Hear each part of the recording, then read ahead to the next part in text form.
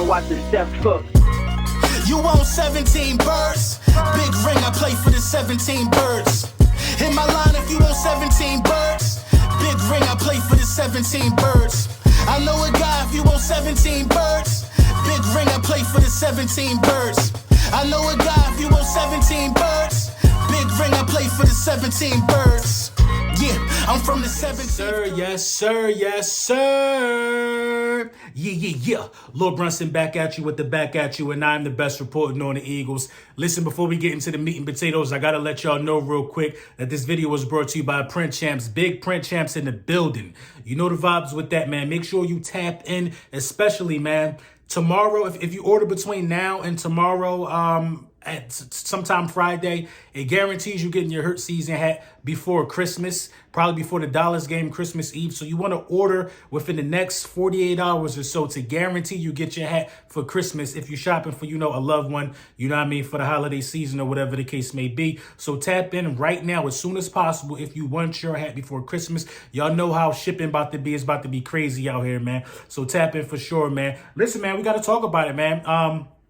Before we get into the matchup, let's talk about, Dallas Goedert coming back to practice. You know what I mean? The 21-day window was open yesterday for Dallas Goedert, and that's just great news for the Philadelphia Eagles. He is one of our best weapons, that Jalen Hurts has to play with on the field. We didn't lose any games while he was out. Guys did a good job stepping up, but Dallas Goedert is back into the fold, and we should get back to seeing some of those dynamic tight end screens that the league might have forgot about. You know what I mean? They might have forgot that we could do teams that gruesome, and just in good time for the matchup we got on Christmas Eve that Dallas Goedert is coming back. I don't think they have nobody that could really cover Dallas Goedert. The more weapons, the merrier when you're getting closer and closer to playoff football. So congratulations to Dallas Goedert. Healthy. Glad it wasn't season ending or whatever the case may be. But Dallas Goedert and Devontae Maddox. Now we just got to get Garner Johnson in the fold. The Philadelphia Eagles, it's a trap game, man. I don't care what nobody say, man. I'm not sleeping on the Chicago Bears, man. After the way that we lost our one and only game to the season,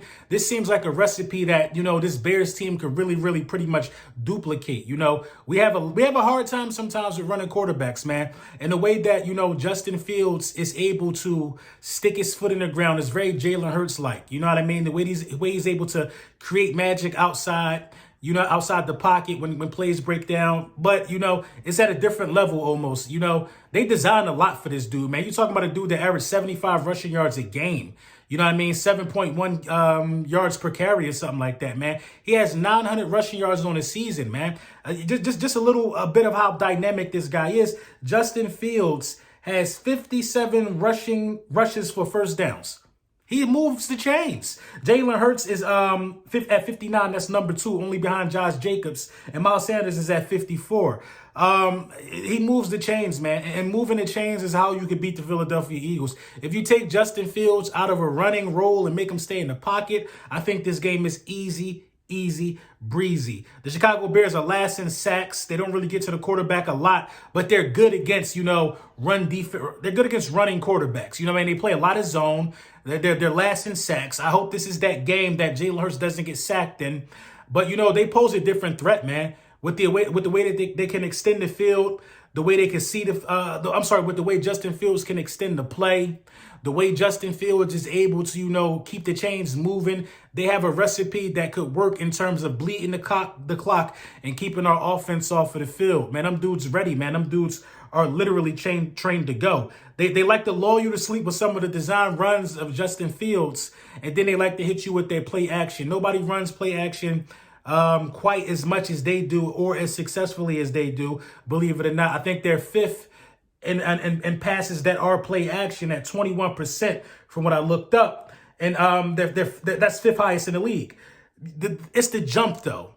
When they're not in play action, Justin Fields has a rating of about 77. When they are in play action, his rating jumps up to 95. You know what I mean? He's way better in play action situations because of the eye candy that he can create by, running the ball and guys being out of place and guys being out of pocket.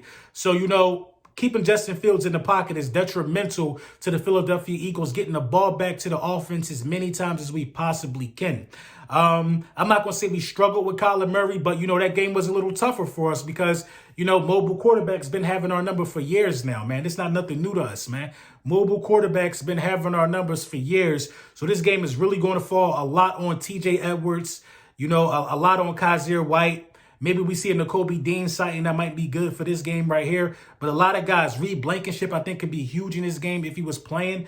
You know what I mean? Because he could be that spy. His sideline to sideline speed and his reaction time is probably the best on the team that I've seen this year.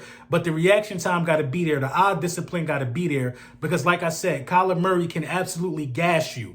You know what I mean? If you're not paying attention, he can gas you. He is that entire offense for real at this point. I'm not worried about what they could do to us in the passing game. I'm not worried about what they could do to us in the run game in terms of handing the ball off. But, this could make their run even that much more dynamic because we have to worry about if Kyler Murray is keeping the ball or not. We got to be disciplined. I think we're in a good position with this one because we see this thing in practice often. We go against Jalen Hurts every week. We see this in practice a lot. So we kind of got to be used to this. But as our conditioning on Sundays, we were tired, man, in Arizona, on the road in Arizona. We were tired. I know you're going all the way to the West Coast. This is Midwest, not so far of a trip. But we were tired in Arizona. Chasing Kyler Murray around on that last drive, had he not slid short, that could have been ugly for the Philadelphia Eagles, man. Ugly had he not slid short of the first down marker. So we got to do what we got to do, man, to, make sure we contain this guy. And the best way to do it, in my opinion, every time he touched the ball, hit him. Even if hit him every time, even if you don't have it on the option play, hit the quarterback. Hit him. Whether he's giving it off or handing it off or not, make him pay for you having to think that much.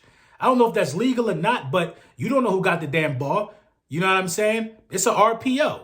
They're going to try to do to us and give us a taste of our own medicine, and we got to be vastly prepared for this. So, we got our work cut out in this one, man. We're not overlooking nobody, and I want to thank Micah Parsons for his comments earlier in the week. I want to thank him a lot, actually, because we could have slept on this. You see, the media not even asking us about it. Yeah, as I was saying, the media is not even asking us about the Bears. You know what I mean? Everybody's completely sleeping, thinking that we're going to coast on the Chicago Bears. Now, don't get me wrong. We absolutely should beat the Chicago Bears. We should win this game. This shouldn't be a game that, drives us up the wall, and we got to do a bunch of X's and O's. We should be able to come in with a game plan and knock these dudes' heads off.